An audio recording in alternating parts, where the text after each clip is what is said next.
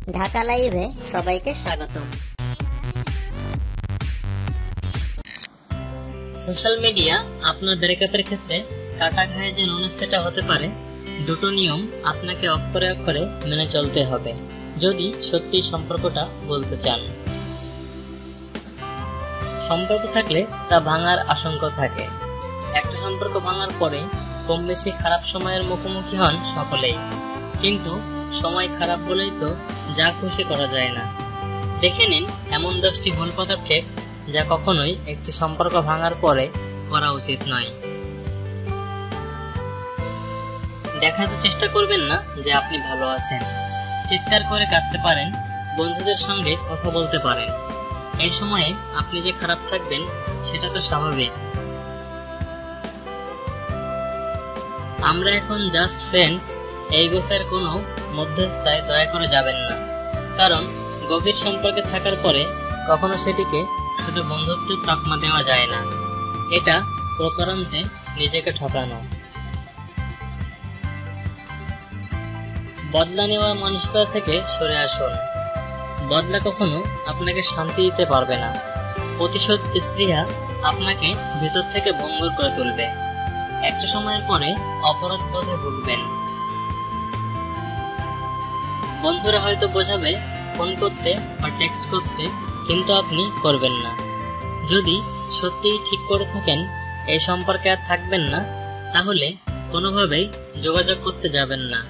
এতে নিজের হ্যাংলামিটাই প্রকাশ পায়। ভুল না করে থাকলে ক্ষমা চাইবেন না।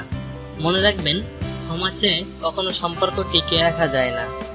যার কাছে অকারণে ক্ষমা চাইতে হয়, তার কাছ থেকে নিঃস্বার্থ ভালোবাসা চাওয়াটা বোকামি ছাড়া আর কিছুই না।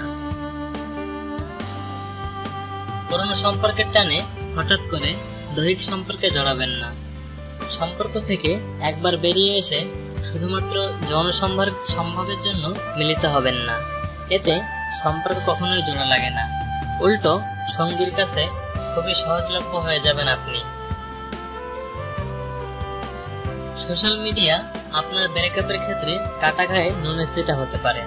দুটো নিয়ম আপনাকে অক্ষরে অক্ষরে মেনে চলতে হবে যদি সত্যি সম্পর্কটা ভুলতে চান। প্রথমত, ফেসবুকে এমন কোনো পোস্ট করবেন না যাতে বোঝা যায় আপনি খারাপ আছেন বা আপনার পার্টনার একটি খারাপ মানুষ। দ্বিতীয়টি হলো, নিয়মিত প্রাক্তনের প্রোফাইল চেক করাকে নিজের অভ্যাসে পরিণত করবেন না। সে যেখানেই যাক, যার সাথে সেলফি তুলুক, তাতে আপনার কে? পারলে আনফ্রেন্ড করুন। ভুলেও ওই প্রোফাইল খুলে দেখবেন না। মনে রাখবেন, out of sight out of mind. খারাপ সময়ে নিজেকে খুব বেশি পরিবর্তন করতে যাবেন না। অর্থাৎ বেমানান একটি হেয়ার কালার, অদ্ভুত এক ট্যাটু বা যে নেশা কোনোদিনও করেননি সেই সব শুরু করবেন না। যা আপনি নন তা সাজতে চেষ্টা করবেন না প্লিজ। তাতে শেষ পর্যন্ত ভালো থাকবেন না, বরং একটু খুঁজে দেখার চেষ্টা করুন আপনার হারিয়ে যাওয়া ফ্যাশনগুলোকে। সবকিছু ছেড়ে সন্ন্যাসী হওয়ার ভাবনা ত্যাগ করুন। নির্লিপ্ত থেকে আপনি নিজেকে শান্তি দিলেও যারা আপনার খুব কাছের লোকজন, বিশেষত মা বাবা, তাদের কষ্ট দেয়া হয়।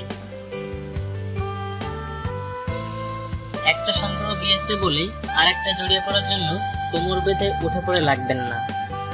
এতে ভুল মানুষের সঙ্গে জড়িয়ে পড়ার আশঙ্কা থাকে।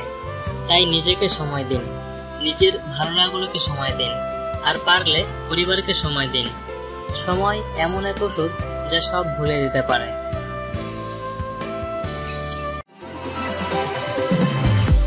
বিনোদন জগতের নিত্য নতুন খবর পেতে আমাদের চ্যানেলটি সাবস্ক্রাইব করে রাখুন।